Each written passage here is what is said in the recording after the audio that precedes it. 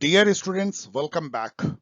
यदि आप CUET PG की तैयारी कर रहे हैं या करना शुरू कर चुके हैं 2022 की, और यदि आप पॉलिटिकल साइंस पेपर दे रहे हैं जिसको कि टेक्निकली वहां पे PGQP 42 कोड के नेम से जाना जाता है, तो आप बहुत ही सही वीडियो देख रहे हैं जो आपके लिए one of the most important and useful video होने वाली है।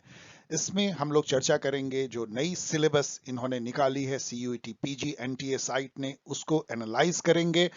पिछले साल के जो क्वेश्चन है, जो एकमात्र क्वेश्चन है, उसको सिलेबस वाइज मैंने डिवाइड किया है, किस पोर्शन से क्या आया है उसके लेवल को समझने की कोशिश करेंगे। और फिर ये भी थीम वाइज या सिलेबस वाइज कि कहां से आप पढ़ेंगे, कौन सी बुक से पढ़ेंगे, कौन से रिसोर्सेज और क्या स्ट्रैटेजी होगी। ये सारी चीजें इस वीडियो में, थोड़ी लंबी जरूर होगी लेकिन जैसा मैंने कहा, very very useful video for all of you यदि आप पॉलिटिकल साइंस से CUET PG दे रहे हैं। So let us begin. इसमें जैसा मैंने बोला कि सबसे पहले हम लोग डिटेल एनालिसिस करेंगे जो नई सिलेबस इसकी डिक्लेयर हुई है CUET PG 42 number code political science के लिए। सिलेबस वाइज डिस्कशन मैंने किया है, जो 2021 की एक ही पेपर है उसको मैंने डिवाइड कर दिया है सिलेबस वाइज, और उससे कितने क्वेश्चन हैं, किस लेवल के हैं, ये भी थोड़ा डिस्कस करेंगे। And then books and resources, each part of the syllabus के लिए कहां से आप पढ़ें, कहां से शुरू करें, कैसे करें। एग्जामिनेशन प्रिपरेशन स्ट्रैटेजी जो पॉल साइंस हेल्प जिसके लिए जाना जाता है, उसको मैं थोड़ी सी डाइवर्ज करूंगा, मैं बताऊंगा। और लास्ट में डूज एंड डोंट्स जो बहुत इंपॉर्टेंट हैं, क्या करें और क्या नहीं करें। यदि हम सिलेबस एक एक करके देखें तो जो पहला जो थीम है वो वेस्टर्न पॉलिटिकल फिलॉसफी, इसको वेस्टर्न पॉलिटिकल थॉट भी कह सकते हैं। उसमें ये है syllabus Plato, Aristotle, Machiavelli, Hobbes, Locke, Rousseau, Mill, Karl Marx, Rawls. तो यदि पिछले साल के सिलेबस में देखें, मैं पिछले साल का सिलेबस दिया है तो उसमें केवल उन्होंने रॉल जोड़ा है, जॉन रॉल्स। लेकिन ये कोई जोड़ना इंपॉर्टेंट इसलिए नहीं है कि पिछली बार में भी इससे क्वेश्चन थे, इसका मतलब है कि इन्होंने केवल सिलेबस में उसको एक्सप्लिसिट कर दिया है, वैसे क्वेश्चन तो रॉल से पिछली बार भी थे। तो सिलेबस एक तरह से नहीं बदला है, आपको ये समझना है।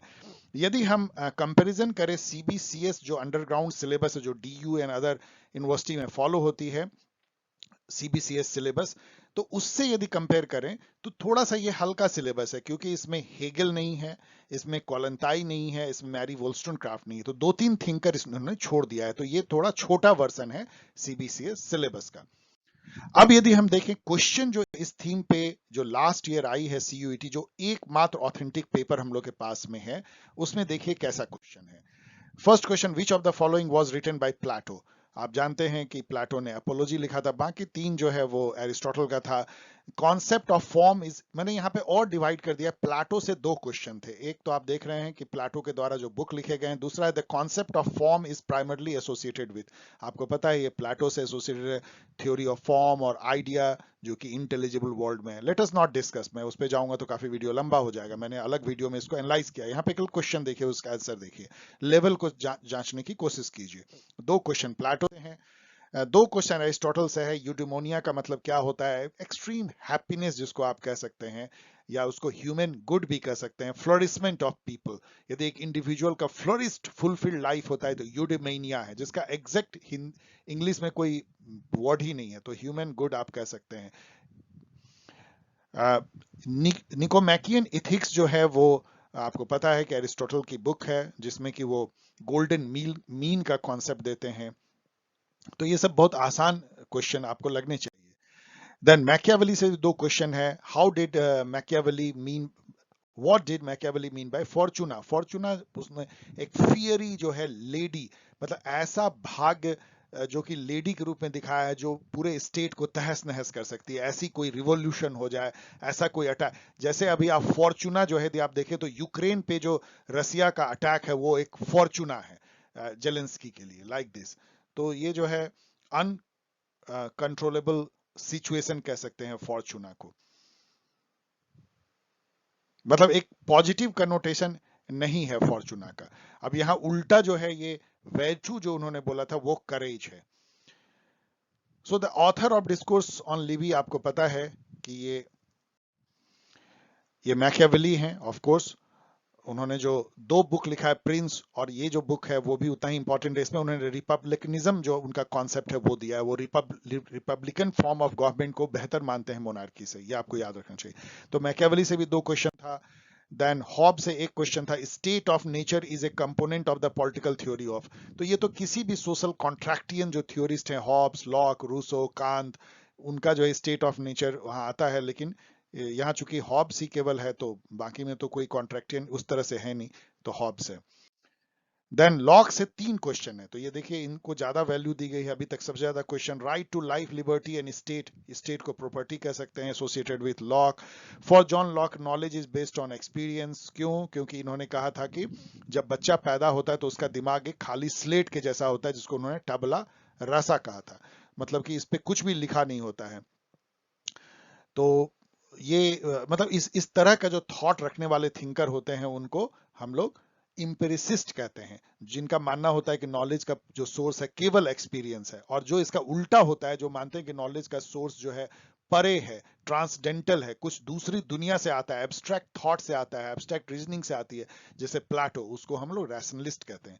Who is the author of essay concerning human understanding? Of course इसके जो ऑथर हैं वो लॉक हैं। लॉक की जो और भी बुक हैं, जो सबसे इंपॉर्टेंट है सेकेंड ट्रीटीज ऑन गवर्नमेंट, जिसमें उन्होंने अपना सोशल कॉन्ट्रैक्ट थ्योरी दिया था, वो सब भी आपको याद होना चाहिए। ऑन टॉलरेशन भी दिया था। ये सब उनके बुक जो भी हैं, इन सभी ऑथर के तो आपको बहुत सारे बुक जानने ही चाहिए कि उन्होंने क्या लिखा है, उसमें क्या क्या बुक का नाम है और क्या कंटेंट है, ये भी जानना चाहिए थोड़ा बहुत। रूसो से एक क्वेश्चन है, यहाँ बहुत लंबा सा एक statement, I prefer liberty with danger than peace with slavery. Who among the following is the author of the book the social contract? अब ये तो पहला ही, उसको पढ़ने की जरूरत भी नहीं है, on principle of political right. तो सोशल कॉन्ट्रैक्ट लिखने वाले जो हैं, इस बुक का नाम ही सोशल कॉन्ट्रैक्ट, उन्होंने जो अपना सोशल कॉन्ट्रैक्ट थ्योरी दिया वो रूसो ने उसी नेम से दिया। और the principles of political right इनका दूसरा नाम भी है। मिल से फिर 2 क्वेश्चन है, सेल्फ रिगार्डिंग, अदर रिगार्डिंग, ये किसने थ्योराइज किया था? ऑफ कोर्स ये जॉन स्टुअर्ट मिल ने किया था। ये जेम्स मिल इनके फादर का नाम है।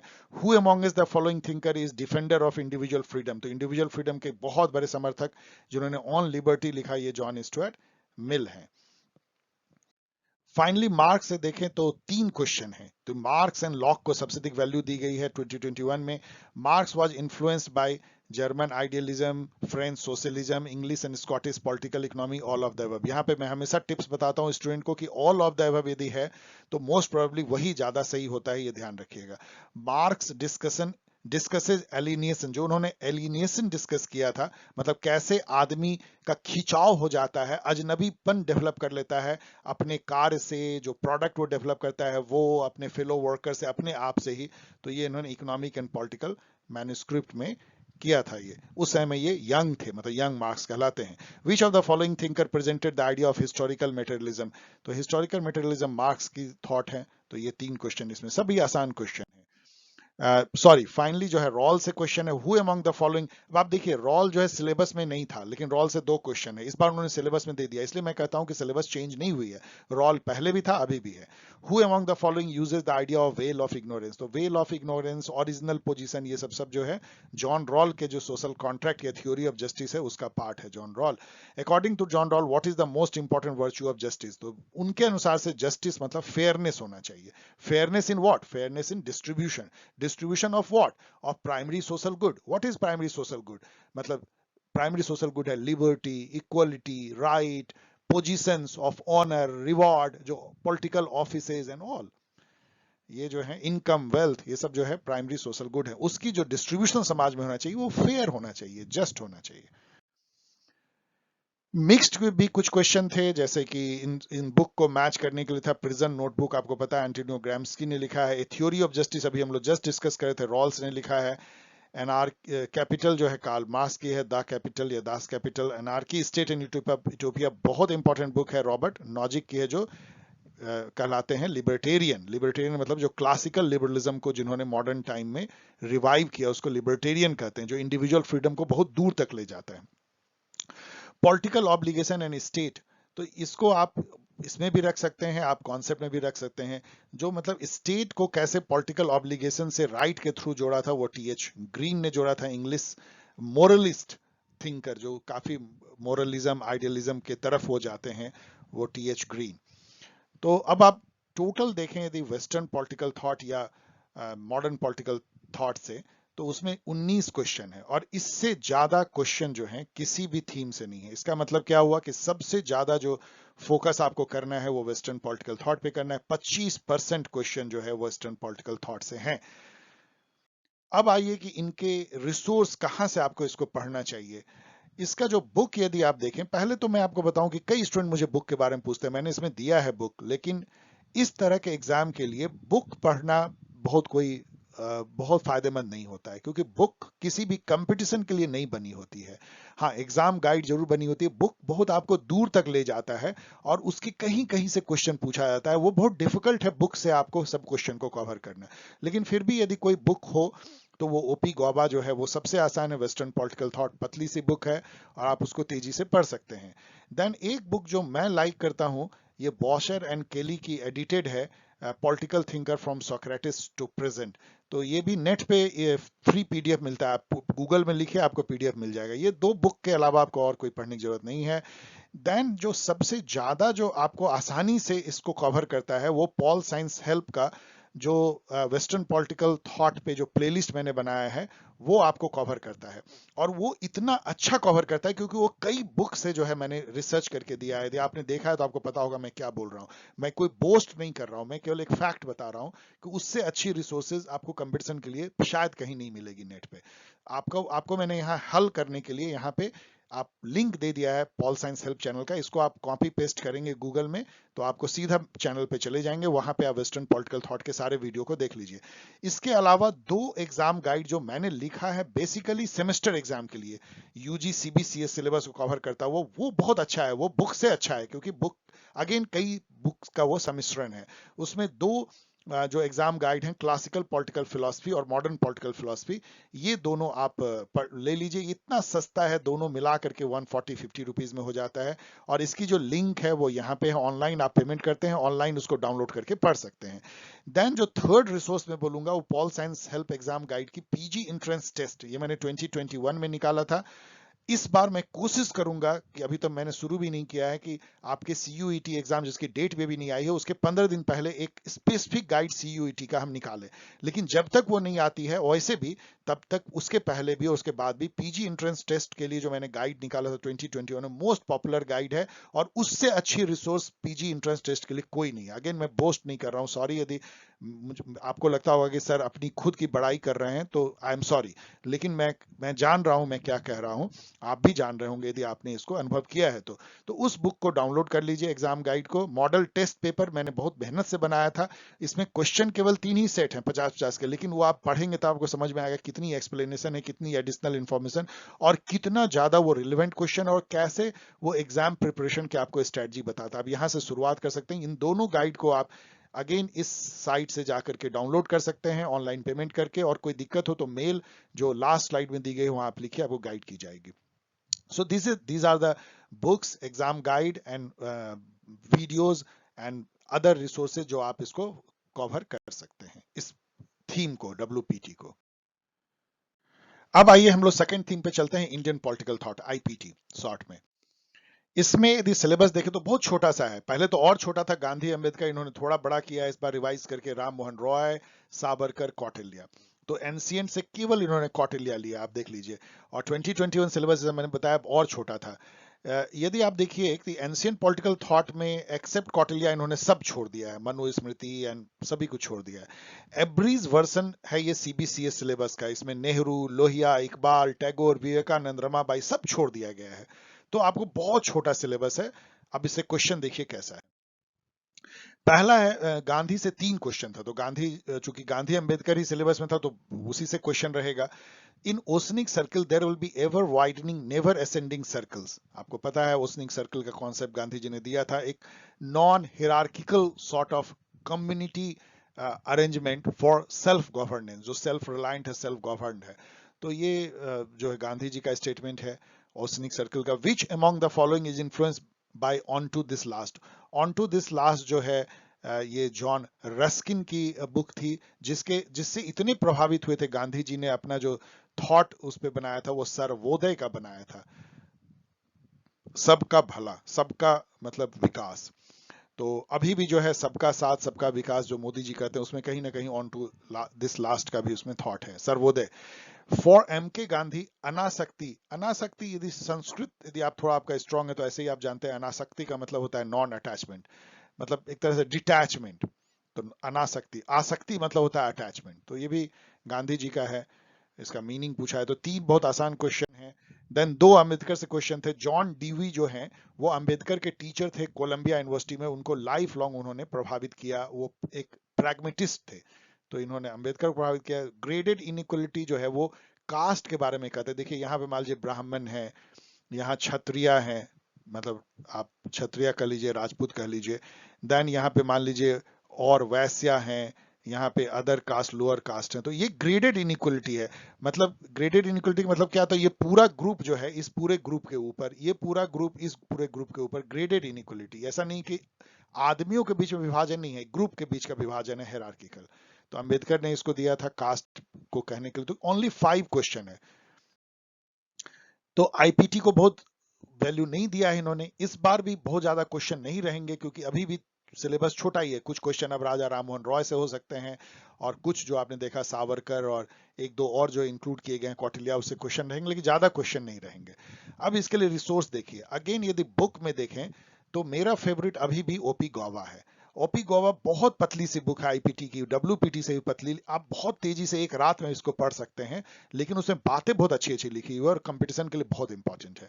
देन एक ये बुक जो है, ऑफ कोर्स ये ऑब्जेक्टिव क्वेश्चन के लिए तो नहीं है, थोड़ी सी मोटी बुक है, political thought in modern India. यदि आप पढ़ने का हिम्मत रखते हैं तो बहुत अच्छा है, नहीं तो आप मेरी वीडियो देखिए, क्योंकि मैंने इस बुक को काफी ज्यादा पढ़ करके और गौबा को पढ़ के अपनी वीडियो बनाई है। तो दोनों बुक का जो है एक तरह से सम्मिश्रण या synthesis and many other resources का सिंथेसिस जो है, ये पॉल साइंस हेल्प की वीडियो है, जो वीडियो बहुत पॉपुलर है, हजारों हजार व्यू हैं।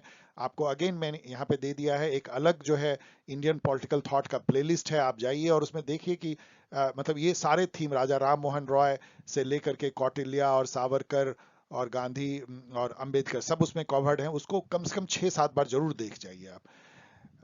देन जो है एग्जाम गाइड मैं सब में दे रहा हूं थीम में। दो एग्जाम गाइड आपको इसमें खरीदने चाहिए या देखने चाहिए। एक है एंशिएंट पॉलिटिकल थॉट, जिसको आईपीटी 1 कहते हैं, ऑफ कोर्स एक ही थीम है आपको कौटिल्या, लेकिन फिर भी। और दूसरा मॉडर्न पॉलिटिकल थॉट आईपीटी 2। ये दोनों नॉमिनल कॉस्ट पे अवेलेबल हैं इस साइट पे। और दो गाइड मैं ऑलवेज बोलूंगा, मैं रिपीट कर रहा हूं अपने को, पीजी एंट्रेंस टेस्ट जो 2021 की गाइड है और मॉडल टेस्ट पेपर, इन दोनों को भी यहां से आप डाउनलोड कर सकते हैं इमीडिएटली, अभी आज रात से ही पढ़ सकते हैं।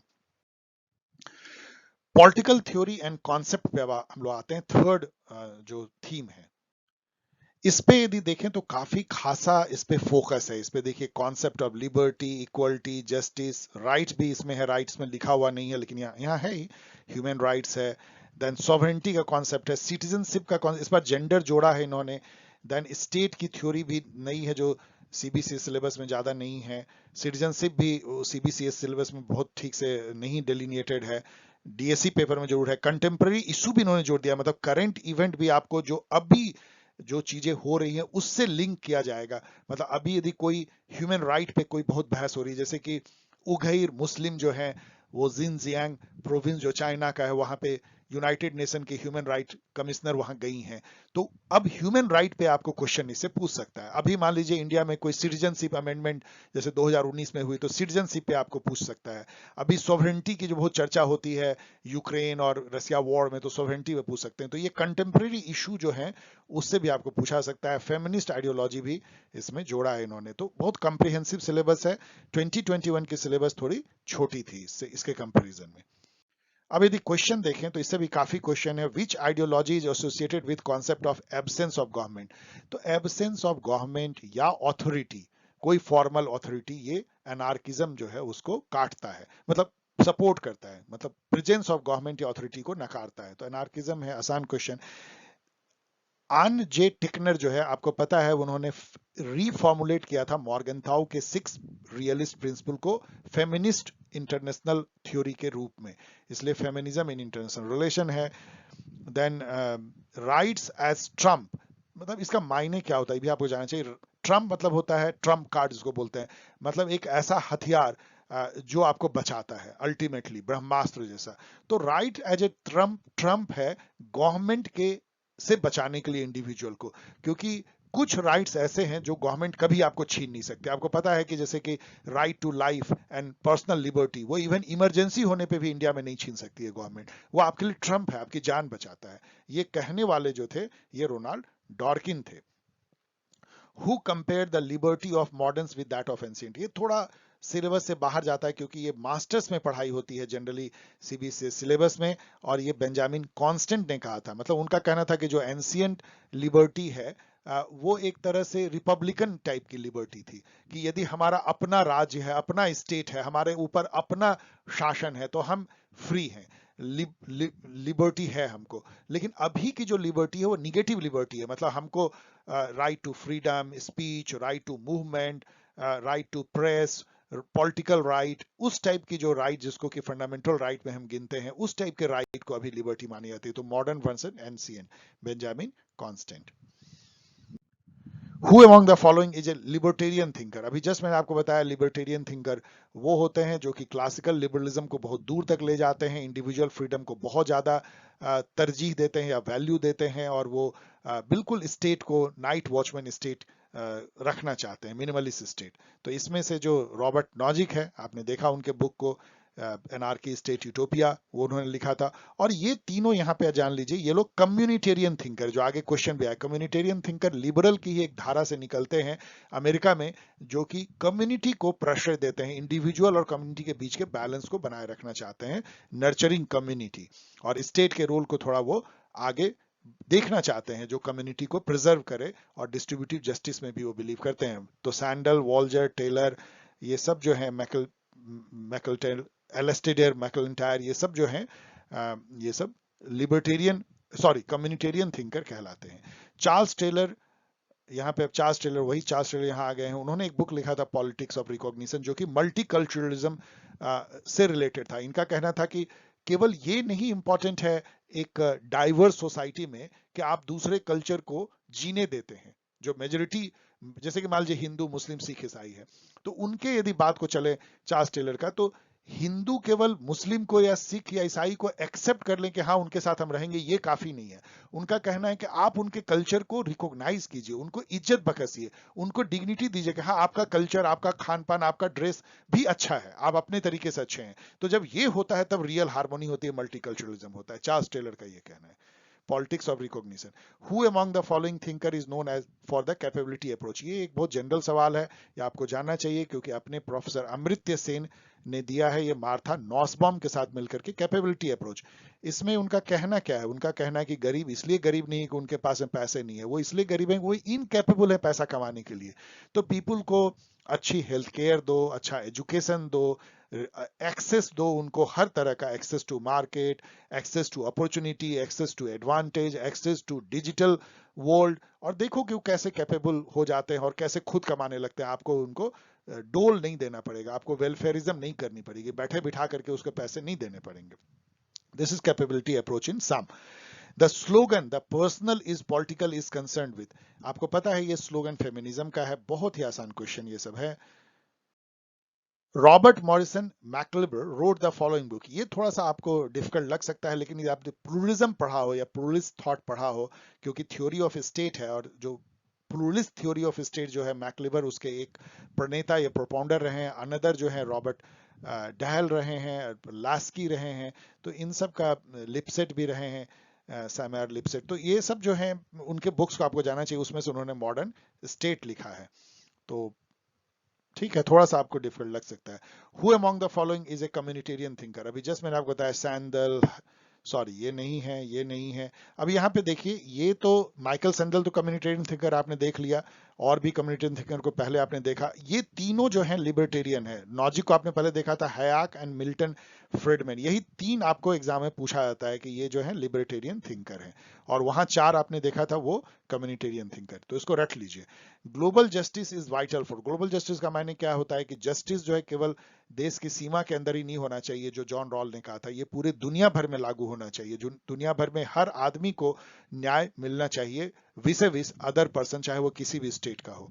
तो ये जो यहाँ पे यदि आप इन सब में देखें तो ग्लोबल जस्टिस थॉमस पॉक जो है, वैसे तो जॉन रॉल ने भी ग्लोबल जस्टिस का एक तरह से दिया है, लॉ ऑफ पीपल, लेकिन वो उन्होंने बहुत कंजर्वेटिव व्यू था। थॉमस पॉक जो है, जो कॉस्मोपॉलिटियनिज्म में बिलीव करते हैं, विश्व बंधुत्व में, उनके लिए ग्लोबल जस्टिस बहुत इंपॉर्टेंट है। Who makes the distinction between negative liberty and positive liberty? ये सब बहुत आसान क्वेश्चन है, इसे आप बर्लिन ने डिवाइड किया था negative liberty and positive liberty को, आपके सिलेबस में है ये। Who among is the following thinker is a defender of the access to advantage principle? ये एक तरह से मार्क्सिस्ट थॉट है, G.A. कोहेन ने दिया है, इसके बारे में और पढ़ लीजिए। इसका मतलब ये होता है कि मतलब समाज में जो फायदे मिल सकते हैं, चाहे गवर्नमेंट से हो, स्टेट से हो, या किसी तरह का यदि एडवांटेज आपको मिलता है, तो वो भी सबको एक्सेसिबल होना चाहिए। ये नहीं है कि आपको वो आप एडवांटेज ही नहीं ले पा रहे हैं, एक्सेस टू एडवांटेज। जैसे कि फर्ज कीजिए कि अभी जो है, मान लीजिए गवर्नमेंट कहता है कि ई गवर्नेंस जो है वो आपको जनता के द्वार हम पहुंच रहे हैं, आप नेट से जो हमारी सर्विस ले सकते हैं, लेकिन क्या उनको एक्सेस है इस एडवांटेज का जिनके पास में लैपटॉप नहीं है, या स्मार्टफोन नहीं है, या जिसके पास इंटरनेट नहीं है, या सब कुछ उनके पास है भी तो उनको बुद्धि नहीं है, वो पढ़े लिखे नहीं है, इलिटरेट हैं, इलिटरेट नहीं भी हो तो डिजिटल इलिटरेट हैं या आईटी इलिटरेट हैं, तो ये एक्सेस टू एडवांटेज वो नहीं ले पाते हैं। तो इट इज नॉट एक्सेस, केवल जो है एक्सेस इंपॉर्टेंट नहीं है, एक्सेस टू एडवांटेज इंपॉर्टेंट है। रिप्रेसिव स्टेट एपरेटस जो है, ये किसका कॉन्सेप्ट है? इसको आरएसएस शॉर्ट में कहते हैं, ये भी थोड़ा आउट ऑफ सिलेबस है।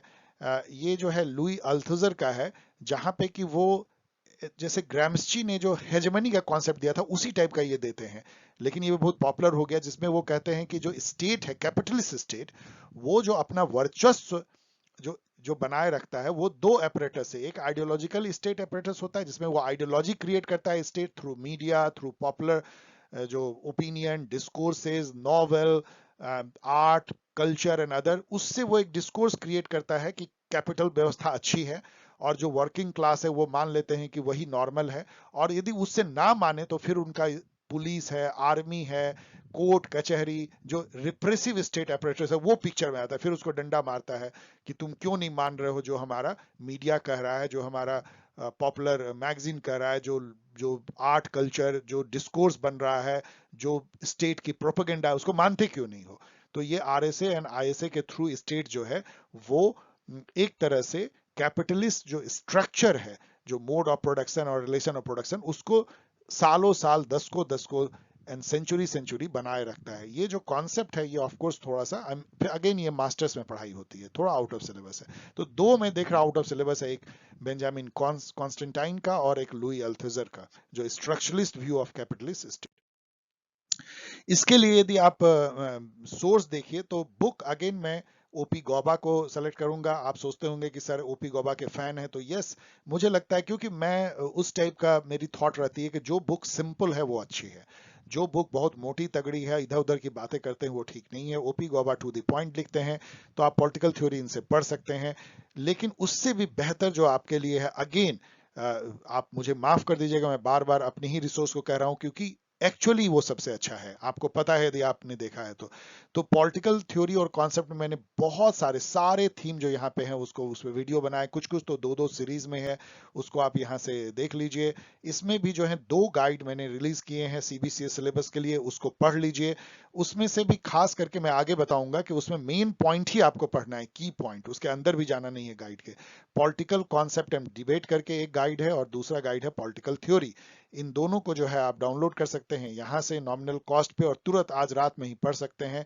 अगेन 2 गाइड जो है, जो मैंने आपको बोला है, पीजी एंट्रेंस टेस्ट 2021 और मॉडल टेस्ट पेपर, आप इसके लिए भी उसको देख सकते हैं। अब आइए हम लोग इंटरनेशनल रिलेशन देखते हैं। ओके, इसमें यदि आप देखें तो सिलेबस जो है बहुत लंबा चौड़ा नहीं है, 2 ही इसमें थ्योरी है, रियलिज्म एंड लिबरलिज्म। इवन इन्होंने मार्क्सिज्म, फेमिनिज्म, स्ट्रक्चरलिज्म, कंस्ट्रक्टिविज्म सबको छोड़ दिया है। तो कोल्ड वॉर पॉलिटिक्स है, फिर NAM, SAARC, UNO, Asian EU, ये सब ऑर्गेनाइजेशन जो रीजनल ऑर्गेनाइजेशन है वो हैं, और इंडिया की फॉरेन पॉलिसी है, particularly with China, Pakistan, USA. बहुत आसान सिलेबस है। यदि हम 2021 का देखें तो वो भी बहुत ब्रीफ था, मतलब उसमें थोड़ी बहुत इन्होंने जोड़ा है। स्टिल ये बहुत छोटा सिलेबस है जो मेरे अनुसार से। अब इसका क्वेश्चन देखिए, what is the status of Palestinian authority in the United state. तो पैलेस्टीन, आपको पता है कि फिलिस्तीन जो है जब से इजराइल बना तब से वो पूर्ण स्टेट नहीं बन पाया, तो उसको नॉन मेंबर ऑब्जर्वर स्टेट की जो है उसको एक तरह से स्टेटस दी गई। यही स्टेटस वेटिकन सिटी जो पोप का राज माना था उसको भी दी गई। Who assume the presidency of UN security council for August 2021। India ने 8वीं बार 8th टाइम जो है वो टेम्पोररी मेंबरशिप सिक्योरिटी काउंसिल का मिला उसको अगस्त 2021 में। 8वीं बार, ये पूछा था कितनी बार मिला है। Which river are covered under Indus water treaty, ये तो बहुत ही इंपॉर्टेंट ट्रीटी है 1960s की। इसमें इंडिया को जो है ये सब सभी रिवर कवर्ड है। इंडिया को उसमें जो मिला था राबी, ब्यास, सतलज मिला था। पाकिस्तान को जो मिला था वो इंडस, झेलम और चेनाब मिला था। और ये वर्ल्ड बैंक के सहयोग से, मेडिएशन से हुई थी। All of the above, again all of the above जो है सही होती है। डिटेंट, डोटेंट, इसको जो पढ़ा था डोटेंट, डिटेंट जो वॉज एन इंपॉर्टेंट कॉन्सेप्ट। ये एक तरह का रिलेशन में जब थॉ होता है, थॉ मतलब कि थोड़ी नरमी आती है, बहुत कोई यदि टेंशन वाला रिलेशन हो और उसमें थोड़ी सी नरमी किसी कारण से आ जाए तो उसको डिटेंट बोलते हैं। तो ये कोल्ड वॉर का टर्म है, जबकि 67 से लेकर के और 74 तक थोड़ा 7-8 साल जो है दोनों में थोड़ा रहा था, मतलब रिलेशन अच्छे रहे थे। काफी सारे ट्रीटी उटी साइन हुए थे, आर्म्स लिमिटेशन ट्रीटी शुरुआत हुई थी यूएसएसआर एंड यूएसए की मैं बात कर रहा हूँ। In international relation Robert Cohen और जोसेफ नेयर जो है ने जूनियर, वो किस लिए जाने जाते हैं, क्या उन्होंने प्रोपेगेट किया या क्या प्रोपाउंड किया। तो उन्होंने कॉम्प्लेक्स इंटरडिपेंडेंस की थ्योरी दी। बेसिकली ये थ्योरी ही जो है नियो लिबरलिज्म का आधार बनती है। तो आप ऐसे भी कह सकते हैं कि नियो लिबरलिज्म के जो जनक हैं वो रॉबर्ट कोहेन एंड जोसेफ ने हैं। इनके बारे में अलग अलग भी आपको कुछ कुछ बहुत ज्यादा पूछा जाता है। जोसेफ ने का सॉफ्ट पावर बुक के बारे में पूछा जाता है, एंड रॉबर्ट कोहेन का आफ्टर हेजमनी पूछा जाता है। क्यूबन मिसाइल क्राइसिस कब हुआ था, तो 1962 अक्टूबर में हुआ था। ये सब तो बहुत आसान क्वेश्चन है। How many country are member of European Union, 27, ये हमेशा न्यूज में रहता है। इससे रिलेटेड ये है कि नाटो में कितने मेंबर हैं, तो इसमें 30 मेंबर हैं। अभी और मेंबर इसमें जुड़ने वाले हैं, और इसी जुड़ने को लेकर के तो यूक्रेन में वॉर हो रहा है। What is the core of realism, core of realism power है, आपको पता है। ब्रिक्स 5 कंट्री इसमें है, ब्राजील, रसिया, इंडिया, चाइना, साउथ अफ्रीका। आसान, इसकी बैठक जून में होने वाली है, अब देखिए होती है नहीं। The north American free trade agreement, NAFTA जो है वो 3 कंट्री का था, अब तो ये खत्म भी हो गया। इसका एक दूसरा फॉर्म आ गया जो मैंने अपने एग्जाम गाइड में, आईआर गाइड में दिया है, यूएसए, कनाडा, मैक्सिको। इसको ट्रंप ने खत्म कर दिया था। When was Panchsheel agreement signed between India China, 1954। मैं मेमोरी से बोल रहा हूँ, एक बार चेक कर लीजिएगा। यहाँ पे ये भी जान लीजिए कि चाइना ने बर्मा, उस समय अब उसको म्यांमार कहते हैं, उसके साथ भी पंचशील साइन किया था, ये भी इंपॉर्टेंट है। इंडिया यूएसए एग्रीमेंट जो 2020 में हुआ था उसका नाम बेका था, basic exchange cooperation agreement. The headquarter African Union का अदीस अबाबा में है।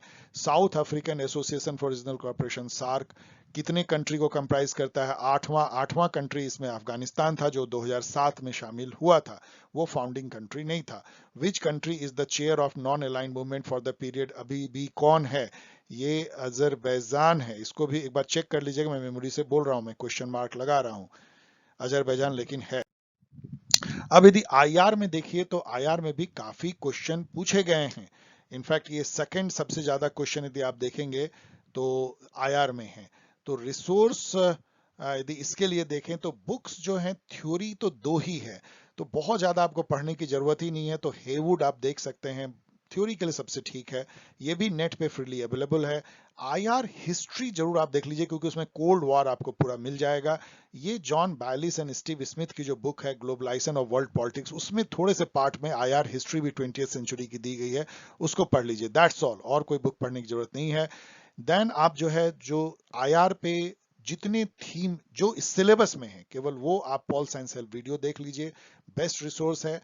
देन जो गाइड, यहाँ पे भी 2 गाइड मैंने लिखा है, इंट्रोडक्शन टू इंटरनेशनल रिलेशन, उसमें थ्योरी आपको मिल जाएगी, और ग्लोबल पॉलिटिक्स में आपको cold war and world war 1, 2 and सारे जो इंस्टीट्यूशंस हैं, थोड़े बहुत उसमें जो इन्वायरमेंटल ट्रीटी एग्रीमेंट है वो सब मिल जाएगी। देन इसके लिंक मैं यहाँ दे रहा हूँ, जो 2 गाइड में हमेशा जो कह रहा हूँ लगातार, अब तो रिपीट करने जैसा है, ये दोनों को यहाँ से देख लीजिए आईआर के लिए, दैट्स ऑल, इससे अधिक आपको जरूरत नहीं है। अब आइए इंडियन गवर्नमेंट एंड पॉलिटिक्स, इस पर हम लोग देखते हैं। इसकी सिलेबस आप देखेंगे तो सबसे लंबा है, सबसे लंबा। आप देख सकते हैं, मैं पढ़ नहीं रहा हूं, लेकिन यहाँ जो मैंने लाल लाल दिया है वो सब इन्होंने जोड़ा है। पिछले सिलेबस जो इसकी थी देख लीजिए 2021, वो बहुत छोटा था, उसमें ये सब को इन्होंने जोड़ दिया, तो इसको थोड़ा बड़ा बना दिया है। इसमें ये कॉन्स्टिट्यूशन हैवी है, आप इस बात को ध्यान रखिएगा। ये सब जो parliament, cabinet, prime minister, president, fundamental right, duty, ये सब कॉन्स्टिट्यूशन का पार्ट है। क्वेश्चन भी आप देखेंगे तो ये नॉर्मल जैसे डीयूईटी या जेएनयू में जैसा क्वेश्चन पूछते थे वैसा नहीं है, ये बहुत ही फोकस्ड है कॉन्स्टिट्यूशन पे। पॉलिटी पार्ट इसका, इंडियन पॉलिटिकल प्रोसेस थोड़ा कम है, कॉन्स्टिट्यूशन ज्यादा है। अब क्वेश्चन देखिए, how many recognised national party are in India. ये पॉलिटी का बहुत ही आसान क्वेश्चन, आपको पता है कि 7 हैं। 8वां एनपीपी, मेमोरी से बोल रहा हूं, वो अभी कतार में है, लेकिन ईसीआई ने उसको अभी तक अपने साइट पे रिकॉग्नाइज नहीं किया, तो 7 ही नेशनल पार्टी हैं। नेशनल पार्टी के क्या क्राइटेरिया होते हैं वो भी आपको पता होने चाहिए। ये भी आपको पता होना चाहिए कि नेशनल पार्टी, स्टेट पार्टी और रजिस्टर्ड पार्टी, यही 3 टाइप के पार्टी होते हैं। There is nothing like regional party as far as ECI is concern, लेकिन स्टेट पार्टी को ही हम रीजनल पार्टी कहते हैं।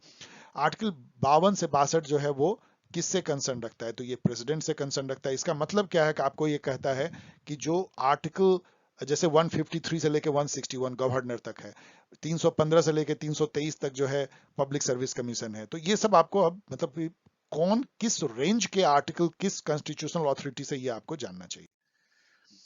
अब ये नरेगा के बारे में बहुत लंबा चौड़ा है, चलिए ये कहता है कितने दिन का नरेगा में जो है एम्प्लॉयमेंट गारंटीड मिलता है, तो 100 डेज का मिलता है। Which part of the constitution India deal with fundamental right? एकदम मोस्ट बेसिक क्वेश्चन है। पार्ट 3, पार्ट 4 जो है डीपीएसपी से कंसर्न रखता है, directive principle of state policy. Part 5 जो है वो executive of the centre. Part 2 में सिटीजनशिप की बात है। Who coined the term Indian constitution as a social document, तो ये अच्छा क्वेश्चन है, थोड़ा डिफिकल्ट हो सकता है। ग्रैनविल ऑस्टिन जिन्होंने जो लिखा Indian constitution the corner stone of a nation, बहुत बहुत फेमस बुक। इन्होंने इंडियन कॉन्स्टिट्यूशन को एक सीमलेस वेब भी कहा। Which schedule of the Constitution of India contains the provision related to anti defection law? जो आया राम गया राम, जो पार्टी छोड़ के चले जाते हैं उनको रोकने के लिए कौन सा शेड्यूल बना था, जो कि 52nd अमेंडमेंट से लागू हुआ था। ये शेड्यूल जो है 10th शेड्यूल, राजीव गांधी लेकर के 85 में आए थे। Which one of the following schedule of the constitution, schedule में बहुत सारे क्वेश्चन है, डील्स विद द म्यूनिसिपैलिटी, जो 74th अमेंडमेंट के जितने प्रोविजन है वो 12th शेड्यूल में है, 73rd अमेंडमेंट के जो है 11th शेड्यूल में, तो दोनों पूछ दिया आपको। यहां पूछ रहा है कि कौन सा आर्टिकल ये कहता है कि the prime minister shall be appointed by the president and the other minister shall be appointed by president on the advice of prime minister. ये बहुत थोड़े से आर्टिकल हैं जो प्राइम मिनिस्टर की बात करता है। बहुत अजीब सी बात है कि प्राइम मिनिस्टर सबसे पावरफुल कॉन्स्टिट्यूशनल अथॉरिटी है, और उसके बारे में केवल 3 आर्टिकल में मेनली लिखा गया है, 74, 75 एंड 78 में, तो उसमें से ये जो है 75 आर्टिकल है। Who among the following use the term bullock capitalist? यहाँ पे थोड़ी सी उस टाइप का क्वेश्चन ही पूछ रहे हैं जो कि डीयूईटी और जेएनयू लगातार पूछते आए हैं। यूजीसी नेट से ये लोग कॉपी पेस्ट करते हैं। ये कहने वाले हैं Lloyd Rudolph and Susanne Rudolph, दोनों स्पॉज इन्होंने की लिखा था इन परस्यूट ऑफ लक्ष्मी करके इन्होंने बुक लिखा था, जिसमें इन्होंने पॉलिटिकल इकोनॉमी ऑफ इंडिया पे डिस्कशन किया था। तो उसमें बुलॉक कैपिटलिस्ट ये कहते हैं पंजाब, वेस्टर्न उत्तर प्रदेश और हरियाणा के किसान जो ग्रीन रिवॉल्यूशन से जो उन्नत हुए हैं, अमीर बने हैं, उनको ये बुलॉक कैपिटलिस्ट कहते हैं। What was the duration of constituent assembly? तो ये तो बहुत ही रटने वाला टाइप का है, 2 साल, 2 years 11 months एंड 17 days। ठीक है। SR Bommai versus union of India 1994 में एक लैंडमार्क केस हुआ था, जिसने कि आर्टिकल 356 के तहत जो स्टेट में इमरजेंसी लगा दिया थी उसके यूज को बहुत लिमिटेड कर दिया। 7th schedule of constitution of India contains, 3 list है इसमें, यूनियन, स्टेट, कनकरेंट, तो ऑल ऑफ द अबव। ये तीसरा क्वेश्चन है जहां ऑल ऑफ दीज जो है सही हो रहा है, ध्यान रखिएगा students. Which article of constitution of India contain the provision of financial emergency? ये है फाइनेंशियल इमरजेंसी, ये है स्टेट इमरजेंसी, ये है नेशनल इमरजेंसी। ये तो 365 तो सेंटर स्टेट को गाइडलाइन दे सकता है, और उसको ना माने तो वहां स्टेट इमरजेंसी लगा सकता है। तो आप देख रहे हैं किस तरह से कॉन्स्टिट्यूशन हैवी क्वेश्चन है। Who was the chairman of the union constitution committee of the constitution assembly? ये जो है नेहरू थे। जो प्रोविंशियल कमिटी थे उनके वल्लभ भाई पटेल थे। राजेंद्र प्रसाद तो चेयरपर्सन ही थे। अंबेडकर जी जो हैं वो ड्राफ्टिंग कमेटी के चेयरपर्सन थे। देन सरकारिया कमीशन 1983 में सबसे इंपॉर्टेंट जो कमीशन बनी थी सेंटर स्टेट रिलेशन पे, वो सरकारिया थी। बाद में जो 2007 में एमएम पुंछी कमीशन बनी। Indian parliament comprises president, Lok Sabha, Rajya Sabha. President आप ध्यान रखिए वो हेड ऑफ द एग्जीक्यूटिव भी है और हेड ऑफ द लेजिस्लेचर भी है, क्योंकि वो हेड ऑफ द स्टेट है। तो ऑल ऑफ दीज, चौथा क्वेश्चन इसमें ऑल ऑफ दीज है। 17 क्वेश्चन 22%। तो आप देख सकते हैं कि कितना इंपॉर्टेंट है। तो तीन जो आपको सबसे इंपॉर्टेंट दिख रहे हैं, वेस्टर्न पॉलिटिकल थॉट है, इंडियन पॉलिटी एंड कॉन्स्टिट्यूशन है, और इंटरनेशनल रिलेशन है, और पॉलिटिकल थ्योरी भी। अब इसका resources, books and other strategy देखिए। तो स्ट्रेटजी तो खैर बाद में डिस्कस करेंगे, इसको काट दीजिए अभी। बुक्स में जो है आपका सबसे जो अच्छा बुक है, आपको लगेगा कि सर ये क्या कह रहे हैं, ये सबसे अच्छा बुक है, गूगल पे लिखिए constitution of India PDF, free download, और आपको जो है फ्रीली डाउनलोडेबल आ जाएगा, उसको डाउनलोड कर लीजिए। सबसे अच्छा रिसोर्स है कॉन्स्टिट्यूशन, सीधा बेयर कॉन्स्टिट्यूशन। इसमें आपको करना ये चाहिए कि सबसे पहले 4-5 पेज में सारे आर्टिकल जो है ना, उसका एक एक लाइन लिखा हुआ है वो क्या है। जैसे आप देखिएगा 44 तो लिखा रहेगा यूनिफॉर्म सिविल कोड। जैसे मान लीजिए आपका लिखा रहेगा 61 तो oath of this, 52 president of India. तो ये बहुत अच्छा है। 5 बार 6 बार इसको बस पढ़ लीजिए कि किस आर्टिकल में क्या, और आपका 4-5 क्वेश्चन तो उसी से आ जाएगा हर कंपटीशन में। और सबसे पहले कॉन्स्टिट्यूशन को पढ़िए। जैसे कि आपको 324, तो 324 आप कंट्रोल एफ करके 324 लिखिए, आप चले जाएंगे वहां जाके पढ़िए, और फिर उसके नेट पे जाके तब पढ़िए, बुक से पढ़िए। यदि बुक कोई देखना चाहते हैं तो बेस्ट बुक है डीडी बसु की, इससे अच्छी बुक कोई और कॉन्स्टिट्यूशन पे नहीं है। लक्ष्मीकांत जो है ओवर किल है, क्योंकि इन्होंने इतने सारे फैक्ट दे दिए हैं कि वो सिविल सर्विसेज के लिए है। आप इसके लिए जैसे नहीं होता कि मच्छर मारने के लिए आप तोप का इस्तेमाल कर रहे हैं लाइक दैट, तो उतनी जरूरत नहीं है। डीडी बसु भी बहुत कम पढ़ना है, मेन इससे पढ़िए। और मेन जो है पॉल साइंस हेल्प की जो जो वीडियोस हैं वो पढ़िए, जो प्रेसिडेंट, प्राइम मिनिस्टर, अदर्स जो फंडामेंटल राइट, वो मोस्ट रिलेवेंट है। देन 2 गाइड जरूर पढ़िए, कॉन्स्टिट्यूशनल गवर्नमेंट एंड डेमोक्रेसी है, और दूसरी जो है पॉलिटिकल प्रोसेस इन इंडिया, जो अभी मैंने लिखा नहीं है, लेकिन ये कोशिश करेंगे कि आपके एग्जाम के पहले लिख दूं। तो इन दोनों गाइड को पढ़िए, उसके भी मेन पॉइंट्स को पढ़िए। इसकी लिंक जैसा मैंने पहले बताया वो यहाँ है। पीजी एंट्रेंस टेस्ट और मॉडल टेस्ट पेपर तो इसमें भी रिलेवेंट है, वो यहाँ से आप ले सकते हैं। अब आइए हम लोग कंपैरेटिव गवर्नमेंट एंड पॉलिटिक्स, जो कि बहुत अनइम्पॉर्टेंट है इस पेपर के लिए, सीयूईटी के लिए। अब देखते हैं इसको। इसमें इन्होंने बहुत थोड़ा सा दिया है। पॉलिटिकल कल्चर है, पॉलिटिकल पार्टीज है, इलेक्टोरल सिस्टम है, then approaches and models. Approaches model मतलब गवर्नमेंट की different models, type of regime, उसमें भी वही आ जाती है। अप्रोचेज मॉडल, सॉरी, वो ये है कि कंपैरेटिव पॉलिटिक्स का approach, traditional approach, modern approach, institutional approach and like that. And जो डिफरेंट मॉडल है, सिस्टम मॉडल एंड जो input output model, structural functionalism, वो सब इसमें आते हैं। टाइप ऑफ रेजिम में जो है वो डेमोक्रेसी है, टोटलिटेरियन है, ऑथोरिटेरियन है, लाइक दैट। 2021 सिलेबस तो इतना भेग था, लिखा हुआ था comparative politics and government and politics. अब उसको इन्होंने थोड़ा सा डेलिनिएट कर दिया, मतलब बढ़ा दिया है। अब इससे क्वेश्चन भी बहुत थोड़े से हैं। पार्लियामेंट्री सॉवरेनिटी ये किस कंट्री का इंट्रिंसिक फीचर है, मतलब इंट्रिंसिक मतलब इनहेरेंट, मतलब एकदम उसके अंदर की फीचर है, जो है उसको डिफाइन करता है। तो यूके का कॉन्स्टिट्यूशन का मतलब क्या होता है कि वहां पे आपको पता है कि अनरिटन कॉन्स्टिट्यूशन है, कन्वेंशनल है, वहां पे कन्वेंशन से कॉन्स्टिट्यूशन चलती है। तो जो पार्लियामेंट लॉ बनाता है उसको कोई जुडिशियल रिव्यू वहां नहीं होती है, पार्लियामेंट वहां सॉवरेन है। इंडिया में ऐसा नहीं है, यहाँ पे लीगल सॉवरेनिटी जो है वो कॉन्स्टिट्यूशन में वेस्ट करती है, और कॉन्स्टिट्यूशन वही है जो सुप्रीम कोर्ट कहता है। इसी तरह सेम सिचुएशन यूएसए में है। What is the significance of 13th amendment in the, ये सब कंपैरेटिव पॉलिटिक्स है कि इंडिया और यूएसए का कंपैरिजन। तो 13th अमेंडमेंट जो है बहुत इंपॉर्टेंट है। अमेरिका में इससे स्लेवरी खत्म की गई थी। इससे रिलेटेड जो है देखिए 14th अमेंडमेंट है, जो अभी रो वर्सेस वेड वाला जो कंट्रोवर्सी हुआ था उसमें इंपॉर्टेंट हो गया था। उसमें एक तरह से फंडामेंटल राइट जो है उसको इन्फ्रिंज नहीं कर सकती है वहां के स्टेट्स, तो राइट टू एबोर्शन भी उसमें ग्रांट किया गया था। वहां का जो सेकेंड अमेंडमेंट है उसमें गन राइट दी गई थी। फर्स्ट अमेंडमेंट तो बहुत इंपॉर्टेंट है, तो ये सब को आपको पढ़ना चाहिए। जो इंपॉर्टेंट अमेंडमेंट है यूएस कॉन्स्टिट्यूशन के, मैंने अपने गाइड में दिया है। मिलिबेंट पॉलिंजा डिबेट जो है थोड़ा सा ये अगेन आउट ऑफ सिलेबस हो जाता है। ये जो जो कैपिटलिस्ट स्टेट का जो नेचर है, क्या वो इंस्ट्रूमेंटलिस्ट है या स्ट्रक्चरलिस्ट है। मतलब इंस्ट्रूमेंटलिस्ट व्यू मतलब ये होता है कि कैपिटलिस्ट स्टेट जो मार्क्स कहते थे वो बॉर्जुअजीज क्लास या कैपिटलिस्ट क्लास के इंटरेस्ट को प्रोटेक्ट करने या बढ़ाने के लिए काम करती है। ये एक इंस्ट्रूमेंटलिस्ट व्यू है। लेकिन जो लुई अल्थुजर और उनके जितने शिष्य हैं वो कहते हैं कि नहीं, कैपिटलिस्ट स्टेट उससे भी बड़ा काम करती है। वो कैपिटलिस्ट स्ट्रक्चर को मेंटेन करती है जो सदियों तक जो है वो कैपिटलिस्ट क्लास का डोमिनेशन को बनाए रखता है through ideology and state apparatus. जो आपने देखा ना, ideological state apparatus and repressive state apparatus. तो ये जो डिबेट था, पोलंजा ने जो है वो स्ट्रक्चरलिस्ट व्यू लिया, मिलीबैंड ने इंस्ट्रूमेंटलिस्ट व्यू लिया, और दोनों डिबेट, इन्होंने एक बहुत ही लाइवली डिबेट हुआ था कि nature of the capitalist state, क्या वो इंस्ट्रूमेंटलिस्ट है जो मार्क्स कहते हैं, या वो स्ट्रक्चरलिस्ट व्यू सही है जो कि लुई अल्थुजर बोलते हैं। So it is nature of the state in capitalism. House of Commons is the lower chamber of parliament. किसका हाउस ऑफ कॉमन्स? आपको पता है कि इंग्लैंड का लोअर चैम्बर कहते हैं, वहां हाउस ऑफ लॉर्ड्स जो है वो अपर चैम्बर को कहते हैं। जैसे इंडिया में लोकसभा तो वहां हाउस ऑफ कॉमन्स, यहाँ राज्यसभा तो वहां House of Lords. Robert Morrison MacIver wrote the following. ये मैं डुप्लीकेट कर रहा हूं क्योंकि मैंने इसको पॉलिटिकल थ्योरी में भी दिया था, प्लूरलिज्म में, मैं यहाँ कंपैरेटिव पॉलिटिक्स में भी कर रहा हूं। कोई बात नहीं, क्योंकि ये उसको वहां भी आप ला सकते हैं, ये एक अप्रोच भी है। तो modern state, the repressive state approaches भी मैं इसको डुप्लीकेट कर रहा हूं, ये जो है लुई अल्थुजर ने कहा, इसको भी दोनों जगह आप रख सकते हैं।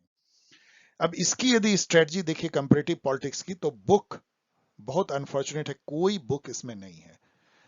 लोग जौहरी की बुक लेते हैं, मैंने जौहरी की बुक देखा, नहीं, कोई यूज नहीं है, कुछ भी नहीं मिलेगा आपको। तो मैं कहूंगा कोई बुक मत पढ़िए, आप इसमें सीधा जो है पॉल साइंसेल्फ के वीडियो जो इस थीम पे हैं बिल्कुल पढ़िए, आपको एकदम क्लियर हो जाएगा। वो बहुत सारे जगह का निचोड़ है, वो यहाँ पे देख लीजिए, उसमें जितने थीम है उसको पढ़ लीजिए। इसमें एग्जाम गाइड 2 है, इंट्रोडक्शन टू कंपैरेटिव पॉलिटिक्स, और दूसरा है political process and institution in comparative perspective. दोनों गाइड बहुत इंपॉर्टेंट है, उसको पढ़ लीजिए, ये लिंक है। और जो 2 एग्जाम गाइड जो मैं हमेशा कह रहा हूं ऑब्जेक्टिव क्वेश्चन के लिए, उसको देख लीजिए। अब न्यू थीम्स आते हैं, एक दो कुछ न्यू थीम्स इसमें दिए गए हैं। एक है पब्लिक पॉलिसी और एक है general issue of contemporary relevance. तो पब्लिक पॉलिसी इन इंडिया यदि देखिए तो इसमें 3 है मॉडल्स, जो डिफरेंट पब्लिक पॉलिसी के, जैसे सिस्टम अप्रोच है, इनपुट आउटपुट अप्रोच है, रैशनलिस्ट अप्रोच है, पब्लिक चॉइस अप्रोच है, गेम थ्योरी है, इंक्रीमेंटलिज्म है, लाइक दैट। तो वो जो है मॉडल्स हो जाते हैं। प्रोसेसेस कैसे बनते हैं, जो साइकिल अप्रोच जिसको कि स्टेजेज अप्रोच भी कहते हैं, और different type of public policy ये है। Then general issue of contemporary relevance में कहते हैं ग्लोबल जस्टिस पढ़ लीजिए, अभी क्या उस पर चल रहा है, नेशनलिज्म पे क्या थॉट है, कहाँ क्या चल रही है, और क्लाइमेट चेंज की जो इशू हो रही है पूरे दुनिया में।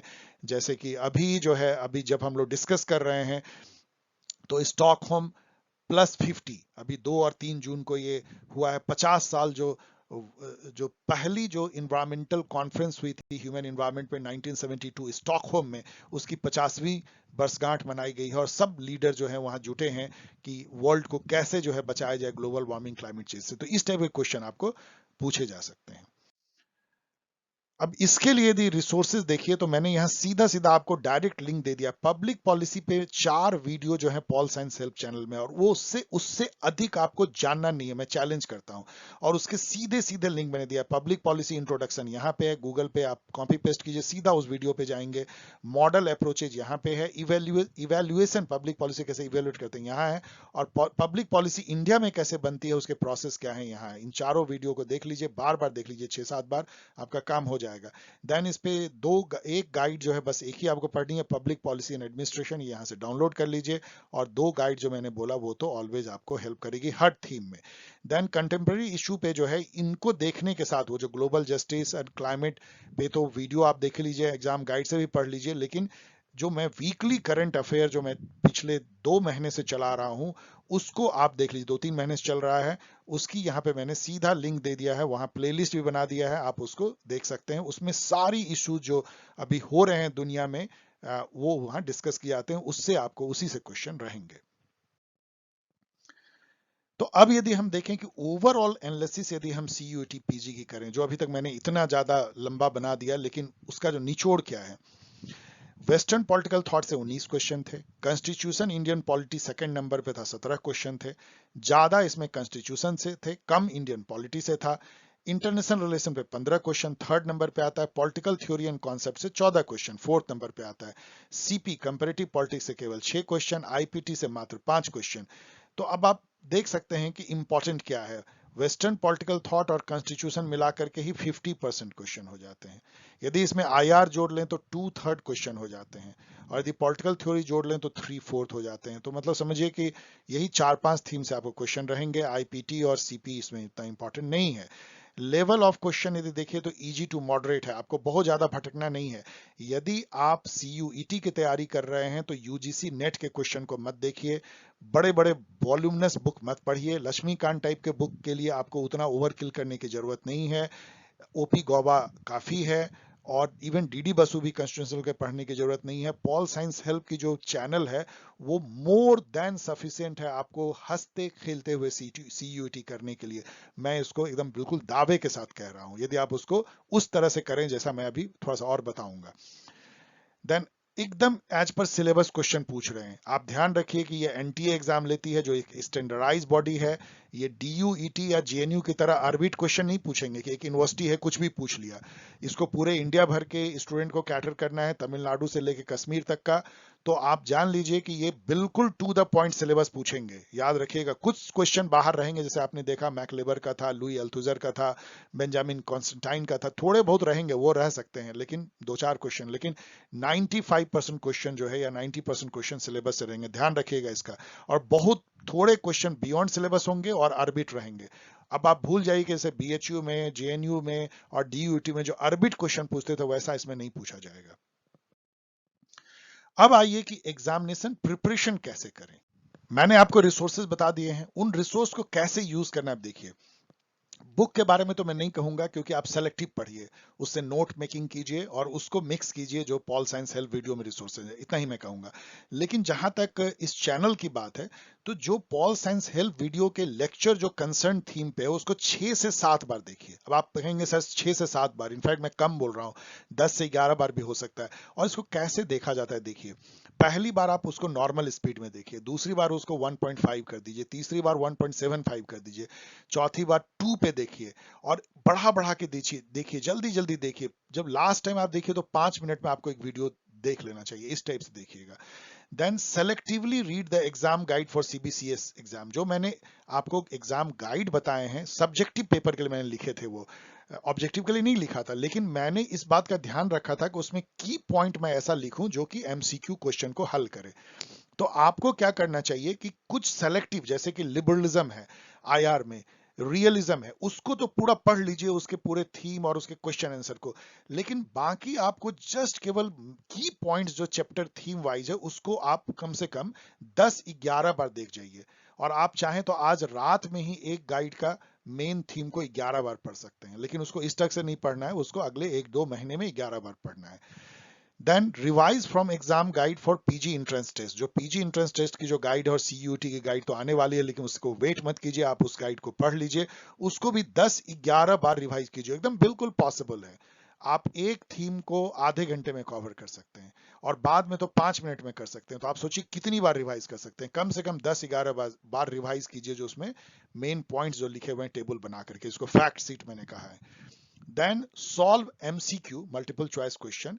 कहां से? पहला मॉडल टेस्ट पेपर शुरू कीजिए, जो मैंने आपको बताया कहां से गाइड डाउनलोड कर सकते हैं। फिर दूसरा सैंपल पेपर जो मैंने दिया है पीजी एंट्रेंस टेस्ट में, 500 सैंपल क्वेश्चन दिया है मैंने 5 पेपर में, उसको सॉल्व कीजिए। और थर्ड जो है पास्ट ईयर क्वेश्चन जितने पीजी एंट्रेंस टेस्ट के आपके पास में हो, जो मैंने अपने वीडियो मैंने अपने चैनल पे भी डाला है और डालते जाएंगे पॉल साइंस हेल्प चैनल पे, उन सब को सॉल्व कीजिए। चाहे वो डीयूटी का 5 साल का हो, जेएनयू का 3 साल का हो, हैदराबाद यूनिवर्सिटी के 5 साल का हो, चाहे वो बीएचयू के 5 साल का हो, जामिया का पेपर हो, सभी पेपर को हल कीजिए। कम से कम 25-30 पेपर आप सॉल्व कर जाइए। फिर इन सब के बेसिस पे कुछ नोट भी बनाइए, अपनी नोट बनाइए, फ्लैश कार्ड बनाइए। फ्लैश कार्ड क्या होता है? ऐसे ऐसे टुकड़ों में जो है आप नेट पे जाइए, फ्लैश कार्ड डाउनलोड कर लीजिए, और उस पे ना एक ऐसे चौकोर जो है कार्ड पे एक फैक्ट लिखा रहता है। जैसे लिखा रहेगा कि for John Rawls who wrote theory of justice, the first virtue of justice या virtue of justice is fairness. ये एक फ्लैश कार्ड हो गया। दूसरा फ्लैश कार्ड में लिखा रहेगा Robert Nozick is a libertarian thinker, या Robert Nozick Hayek and Milton Friedman are libertarian thinkers. तो ऐसा इसको फ्लैश कार्ड कहते हैं। फ्लैश कार्ड बना लीजिए या कॉन्सेप्ट मैप बना लीजिए, जहाँ बहुत चीजें ऐसे ऐसे तीर से जुड़े रहते हैं, इससे ये, इससे ये, इससे ये, इससे ये, ऐसे like this. Then practise as many MCQ on these themes as possible. पहले तो आपने क्या किया, सारे 25-30 जो है पास्ट जो एक्चुअल पेपर आए हैं उसको हल कर लिया। उसके पहले आपने सैंपल पेपर जो मेरी है गाइड से उससे हल कर लिया, और फिर जितने आपको एमसीक्यू उस लेवल के हैं, हजारों यदि कर जाइए तो फिर क्या है, आपको कोई क्वेश्चन बचेगा ही नहीं। और आप अभी से लेके 2 महीने में तो हजारों कर सकते हैं। और मुझे लगता है करीब यदि 2000 क्वेश्चन यदि आपने सॉल्व कर लिए, क्योंकि इसमें करीब 3000 क्वेश्चन आपको मिलेंगे और इसमें 2000, तो 5000 क्वेश्चन यदि कोई स्टूडेंट सॉल्व कर जाता है, तो कोई भी मल्टीपल चॉइस क्वेश्चन, चाहे वो सिविल सर्विसेज का प्रीलिम्स हो, चाहे वो पीजीईटी हो, चाहे यूजीसी नेट, वो हंसते खेलते मतलब हैप्पी गो लकी वे में वो क्लियर कर लेगा, क्योंकि उसके बाहर कुछ आएगा ही नहीं, जो आएगा वो किसी से नहीं होगा। एंड फाइनल मैं बोलूंगा, be cool and confident, develop a gut feeling, अपने अंदर एक विश्वास जगाइए कि, और वही विश्वास आपको टिक मरवाता है सही। अपने ऊपर भरोसा रखिए और अपने गट फीलिंग पे चलिए। आप उसको मत सोचिए कि हमेशा वेवर मत कीजिए, शेकी मत रहिए, नहीं नहीं ये नहीं होगा, ये नहीं होगा। एक बार यदि सोच लिया कि मैंने इतनी पढ़ाई की है, 5000 क्वेश्चन देखा है, तो ये मुझे लग रहा है सही है, तो सही है। एंड फाइनल स्टूडेंट्स, मैंने आपको कुछ सलाह में देना चाहता हूं, क्योंकि मैं इतने सालों से अब आपको गाइड कर रहा हूं और इतने कंपटीशन मैंने दिए हैं, और मैं फिर अगेन बोस्ट नहीं कर रहा हूं, मैंने बहुत कंपटीशन कंपीट किए हैं। तो मैं कुछ आपको डूज एंड डोंट्स बताऊंगा सीयूईटी को ध्यान में रखते हुए। मैं सीयूईटी की बात कर रहा हूं। डूज में क्या है, focus on theme topics as per the syllabus. Syllabus के बाहर मत भटकिए। सिलेबस सिलेबस सिलेबस, वहीं से शुरू कीजिए, वहीं खत्म कीजिए। सिलेबस से ही जुड़ा हुआ क्वेश्चन आएगा। अब यहाँ पे क्या नहीं कीजिए कि आप भटकिए सिलेबस के बाहर, फैंसी अरबिट थीम टॉपिक, पता लगा कोई पढ़े जा रहे हैं, कोई स्टेट की थ्योरी जो है वो उसको डिटेल में पढ़ रहे हैं, लुई अल्थुजर ने कैसा दिया स्ट्रक्चरलिस्ट थ्योरी, उस पर 5 दिन लगा रहे हैं। नो, आप एकदम सिलेबस पे रहिए। रीड फ्रॉम सेलेक्टेड सोर्स, जो मैंने दिया है, कम सोर्स से पढ़िए। क्यों? जितने कम सोर्सेज से पढ़ेंगे उतनी ही बार रिवाइज कर पाएंगे। आपका सक्सेस इस पे डिपेंड करेगा कि आपने कितने अच्छे से रिवाइज किया, इस पे नहीं करेगा कि आपने कितना ज्यादा पढ़ लिया डिफरेंट जगह से। यदि आपको ज्यादा क्वेश्चन सॉल्व करने हैं, थ्योरी या थीम जो है वो ज्यादा नहीं पढ़ने हैं। अब इसके उल्टा क्या है जो नहीं करना चाहिए आपको, read from lengthy books and many resources. चले जाइए मोटे मोटे किताब है उसमें खो जाइए सप्ताह सप्ताह, और फिर पता लगे क्या मिला उससे, उससे पता नहीं कौन सा क्वेश्चन आएगा। Read many times, revise revise revise. जब थोड़े आपको रहेंगे ना तो बहुत बार रिवाइज कर सकते हैं। मोटे बुक को आप क्या करेंगे, 2 महीने में तो एक बुक पढ़ पाएंगे। तो इसमें आप एक बार केवल पढ़ेंगे, कुछ नहीं होने वाला है। यहाँ पे आप 6-7 बार, 10-11 बार रिवाइज कीजिए। मेक नोट्स फ्लैश कार्ड, ये बहुत इंपॉर्टेंट है। कितना भी आपको मैंने नोट बना दिया, अपना नोट जरूर कुछ ना कुछ बनाइए, फ्लैश कार्ड बनाइए, वही आपको काम देगा ज्यादा। और इसका उल्टा क्या है, सब कुछ दिमाग में रखिए तो कुछ भी नहीं रहेगा दिमाग में।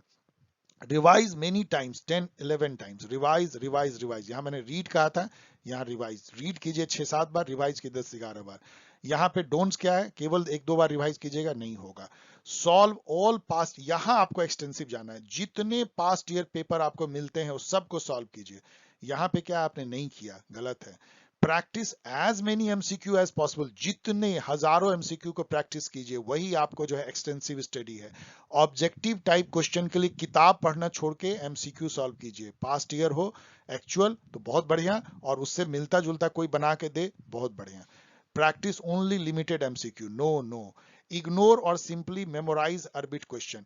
देखिए जो अरबिट क्वेश्चन होते हैं ना, उसको ज्यादा तवज्जो मत दीजिए, वैल्यू मत दीजिए, जस्ट उसको याद कर लीजिए कि वो आएगा तो देख लेंगे। अब उसके पीछे जाके रिसर्च करना, अपने दोस्तों में डिस्कस करना, व्हाट्सएप ग्रुप पे भेजना, और ये महसूस कराना अपने दोस्तों को, देखो मैं कैसा फैंसी अरबिट क्वेश्चन सब देखता हूं, वो आपको भी डुबाएगा और आपके दोस्त यदि आपके पीछे आएंगे तो उनको भी डुबाएगा। मत कीजिए ऐसा, ऐसा मत कीजिए जो यहाँ पे लिखा है। बी कूल एंड कॉन्फिडेंट, अपने गट फीलिंग को डेवलप कीजिए, अपना एक सिक्स सेंस डेवलप कीजिए कि यही सही होगा जो डाउटफुल क्वेश्चन में, और उस पर जाइए। और उसका उल्टा है कि शेकी रहिए, टेंटेटिव रहिए, ये होगा वो होगा और गलत मार के आ जाइए। So this is do's and don'ts. And finally dear student, यदि आप इंटरेस्टेड हैं तो मैं जो कह रहा हूं वो करने की कोशिश कर रहा हूं, आपको मैं गाइड कर रहा हूं। बहुत सारे स्टूडेंट ऑलरेडी ज्वाइन कर चुके हैं। एक टेस्ट सीरीज ग्रुप मैंने बनाया है टेलीग्राम पे, उस पे हर वीक में 2 टेस्ट पेपर मैं खुद बनाता हूं। पास्ट ईयर पेपर के बेसिस पे उसके डाउट क्लियर करता हूं, उसका एक्सप्लेनेशन देता हूं, और जितनी टिप्स आपको बता रहे हैं उस टाइप के कई कई टिप्स वहां पे जो है हम लोग डिस्कस करते हैं। तो एक बहुत अच्छा प्रयास है और one of the best way है लर्न करने का, हैप्पी वे में। यदि आप उस ग्रुप को ज्वाइन करना चाहते हैं, ऑफ कोर्स वो पेड है बट नॉमिनल कॉस्ट पे है, तो अपना name and Telegram mobile number आप इस यहाँ पे मेल कीजिए, मैं आपको गाइड करूंगा कि आगे कैसे ज्वाइन कर सकते हैं। इस तरह से आप अपने डाउट्स को और पूछ सकते हैं, मैं भरसक कोशिश करूंगा जवाब देने का। बेस्ट विशेष। आप वेट कीजिए अब 2 चीजों का, एक कि मैं ढेर सारे जो है पास्ट ईयर पेपर अभी दूंगा, सीयूईटी का तो केवल 2021 का, लेकिन बाकी डीयूईटी से लेके सबका धीरे धीरे वो आएगी, 2 महीने में पूरा पॉपुलेट हो जाएगा। और दूसरा सीयूईटी गाइड भी एग्जाम से 15 दिन पहले निकालने की कोशिश करूंगा, मैं अभी वादा नहीं करता लेकिन कोशिश करूंगा। Okay, see you again, sorry for this lengthy video, लेकिन जब आप वीडियो के अंत में आए होंगे तो आपको एक सेटिस्फैक्शन होगा कि आपने ये वक्त जाया नहीं किया है। Thank you, good wishes, see you again.